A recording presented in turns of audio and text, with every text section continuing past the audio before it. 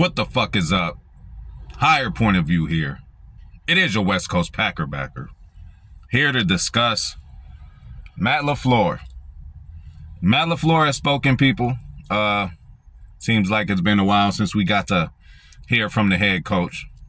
I don't remember the last time he was talked to in the way he was from the media. So I'm just going to give you guys my, my thoughts about the press conference that he had yesterday. Pretty much it was an introductory to Jeff Hafley, but his press conference said a whole lot itself. So what we're going to do is talk and go over Matt Lafleur and what he talked about yesterday. Shout out to everybody out there, man. Shout out to all my Waking Packers. Thank y'all for all the support y'all give me, Like, comment, subscribe, all that shit, and I will get to you. It's been hectic. Just been busy on 420 HPOV Boulevard, but I still want to try to find time to come holler at y'all. So, Matt Lafleur. First of all, seemed like coach was in a good mood, which is a good thing, right? Maybe so, because he ain't got to answer no dumbass questions about injuries. He ain't got to ask no dumbass questions about his defensive coordinator, what they should have done in certain games. He don't have to answer questions about just the dumb shit that the reporters ask. So it seems like yesterday when he conducted this press conference, Matt Lafleur was in a very good mood. So that's good to see from coach. And the first thing he mentioned, you gotta think and put value to the first thing he mentioned. The first thing he mentioned was his friend Joe Barry, you guys. Still sent him out in a classic, just a good way, right? Like I always told y'all, there's ways to fire people. So again, he gave Joe Barry his flowers on the way out, said that it is his friend. It was hard to do. He loves him, all that good shit. Enter Jeff Hafley. So the questions were going to come.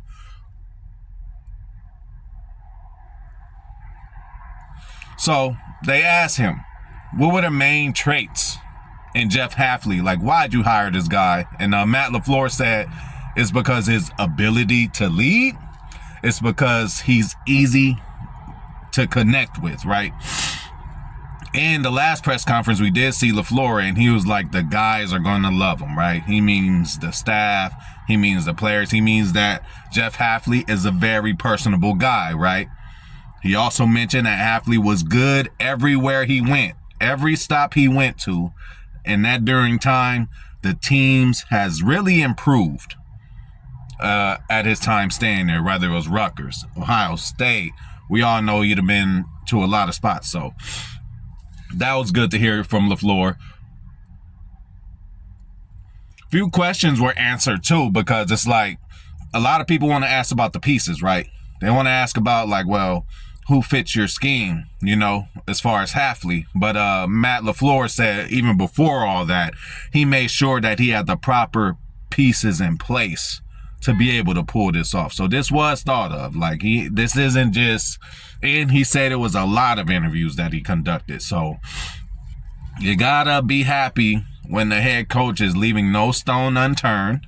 And a lot of the guys he also mentioned that he did interview ended up getting jobs. So, even the dudes that didn't come over to Green Bay ended up getting jobs anyway. So Matt Lafleur has probably interviewed the melting pot of the next generation of defensive coordinators. So, it is time for Hafley to show that he belongs with these other guys. Some might say Hafley was a third choice, because, the job was offered, according to reports, to Baltimore, one of Baltimore's coaches for sure.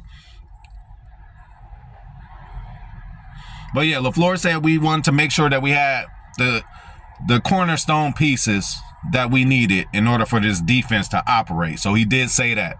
And what he also said was good players adapt, right? You're not just a good player like Rashawn Gary. You ain't good just because you could go out there, rush the quarterback, get sacks, get stripped fumbles, put pressure on the offense and the quarterback, but he's also good because he should be versatile, right? He should be able to adapt to a new system coming in. And, it is a change now, But let's not act like 4-3 and 3-4 is a different language. Same language, like I always say. It's more than one way to skin a cat.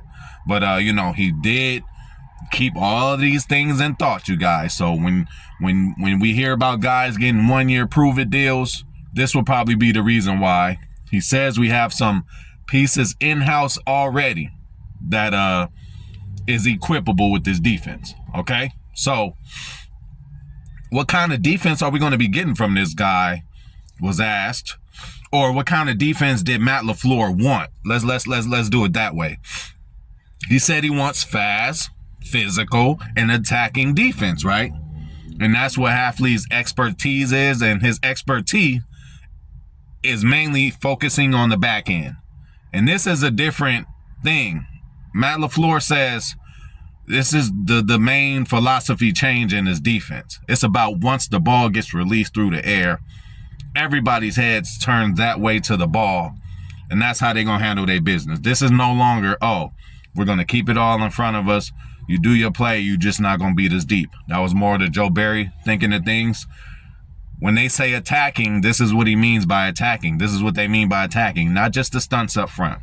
Not just the different kind of pressures up front. Not just the roaming safety. Not just the 3 linebackers where one might line up on the outside and back up as soon as a play is called to make shit exotic, right?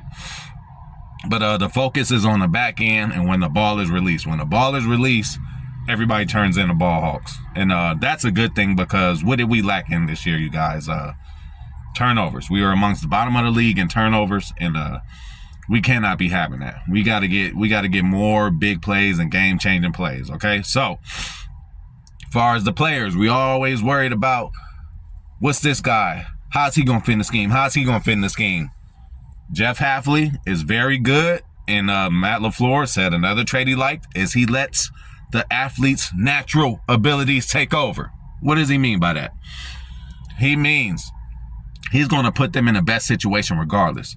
He means that he's not going to ask him to do something that he's probably not capable of doing at a good clip. You still got some coaches who just say, hey, this is my defense. This is your job. Go ahead and do this. Hafley is very flexible. And that's another thing Lafleur mentioned. Just he lets the players' natural ability takes over. And another thing he said is they sat in the same seat.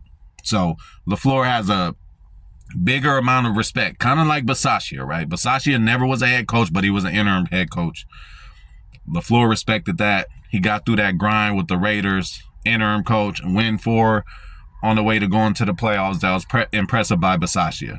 So what he said was impressive by Hafley. Not only everywhere he went, he was successful, but he sat in the same seat as him, and he knows how it is to be a head coach, and he can lean on him for certain things, right?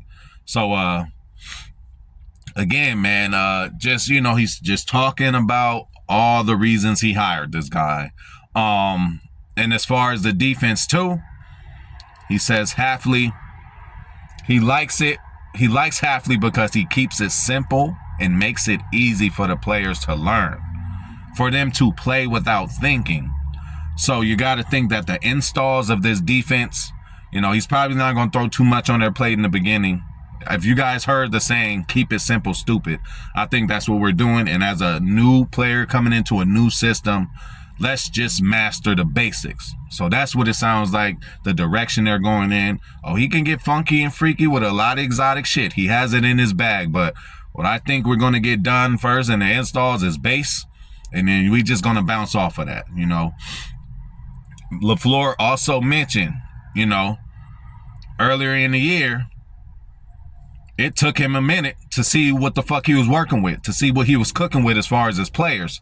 So he's going to give Hafley the same kind of leeway, man. Like I'm saying, first few weeks of the early season, we got to see how quick are these guys going to, pick up this defense. So sat in the same seat, keeps it simple, makes it easy for the players.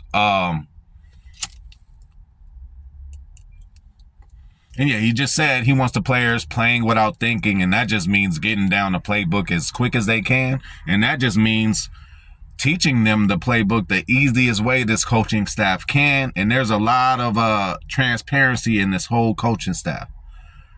Every Hafley helped hire the staff, you know, and kudos to Matt Lafleur for just letting his coaches coach, you know.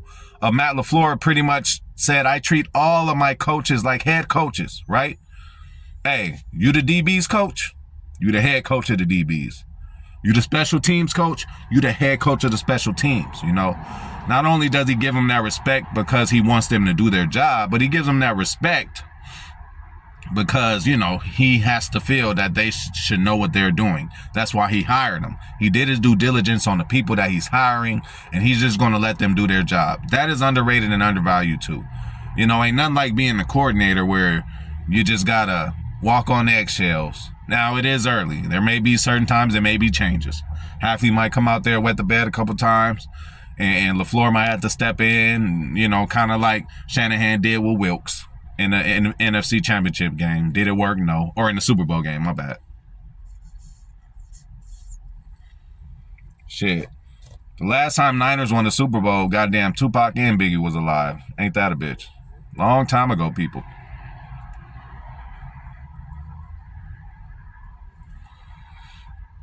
There was also a question about the strength and conditioning move. Just like he did Barry. On the way out, he gave oh boy his praises, said he wishes him the best, and said that this was not clearly all on him. This was not his problem, but it was time for a change. And our new strength and conditioning coach obviously was the assistant strength and conditioning coach for San Francisco. Well, guess who the head conditioning coach for San Francisco is? Is the cousin of Matt LaFleur's wife. Something like that. Wanted, you know, there's family ties between this guy and Matt LaFleur. Not directly, but what's the fucking story? You know how they be like, oh, my sister, baby daddy, cousin, shit like that. The strength and conditioning coach for San Francisco currently right now, wife is the cousin of Matt LaFleur's wife. Something like that. I'm sorry I butchered it. I forgot, but there's some kind of family ties to there. But he just said as far as the strength and conditioning, it was time for a change. And he already said he knows the strength and conditioning coach that we have now. Heard a lot about him. He worked with a lot of people around him, and that shows familiarity, you guys. Another thing, motherfuckers want to say, oh man, he only hires his friends. Well, in the NFL, like, I would be more comfortable, and you could call it a friend. They might be friends, but I'm more comfortable having a guy coach my team, and I've seen how he got down before. I've coached with him before. So, you know, it's a small world too. A lot of coaches know a lot of coaches. There's a lot of overlapping on our defensive coaching staff. They are all familiar with each other. So I think that was a great job, LaFleur, doing that. You know, just being not just a coach's coach. I mean, not just a player's coach. He's a coach's coach, right? He's going to let the coaches do their job. Speaking of another coach, Sean Mannion, he said he coached him in LA when he was a quarterback, and he said he knew that he would eventually turn into a coach, right? So out of the blue, Mannion hits up LaFleur just on some friend shit like, here's my layout. I'm going to show so I could get into coaching. I'm retiring and I want to get into coaching. LaFleur seen the layout and said, well, shit, bring that shit over to 1265 and see what we could do for you. And he actually had an interview with the Chicago Bears. Clearly he didn't go there. So it's good that we intercepted some talent from the Bears since they always doing it from us. And he said he was shocked that the Bears let him walk out the building. But Matt LaFleur, you played this team, what? You in your 6th year now. Damn, you played this team, what, 12 times and never lost? You know how they get down over there.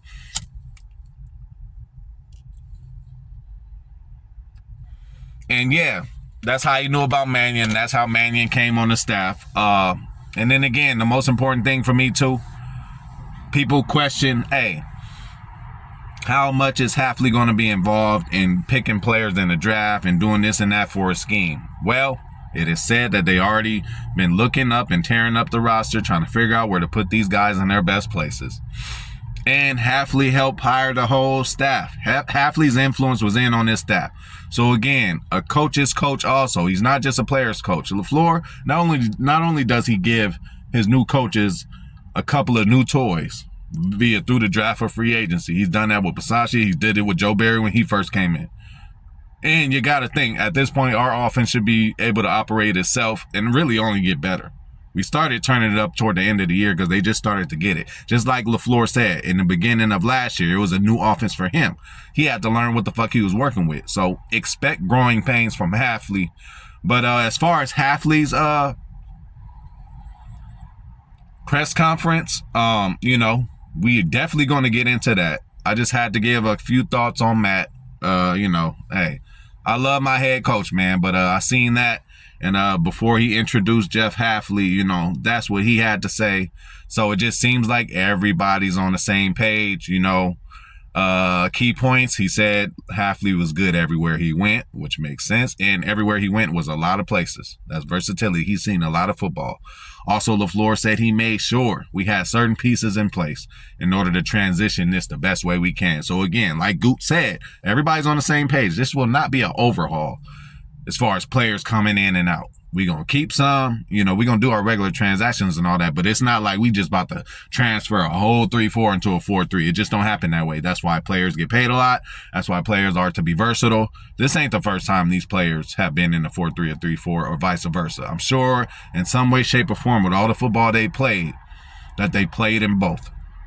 So, as long as Hafley can relate a word, it seems like everybody's on the same page so far. That's all we can ask for. But that's what I think about Matt LaFleur's press conference. If you guys want to hear about how I think about Jeff Hafley's press conference, we are going to do that in a live form. So, please be there to join me in Wake and Pack. I'm about to say with Wake and Pack. I'll see y'all soon in Wake and Pack, man. We're going to talk about Jeff Hafley's press conference, which I thought was more interesting and better than LaFleur's. And I like LaFleur's, But, I'm out of here, y'all.